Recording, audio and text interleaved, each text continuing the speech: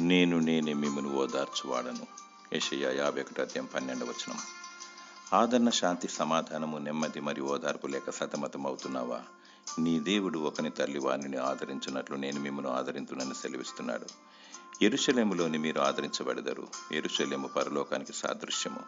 ఈ లోకంలో ఆత్మ విషయమై, నీతి నిమిత్తమై మరియు ప్రభువైన యేసు నామమును బట్టి శ్రమపడినచో పరలోకములో నెమ్మది కలుగును. దుఃఖపడు వారు ధన్యులు, వారు ఓదార్చబడదురు. నిందలను భరిస్తూ అవమానమును మరియు శ్రమలను సహిస్తూ అంతం వరకు తన సిలువనెత్తుకొని పయనించువాడే పరలోకానికి హక్కుదారుడు.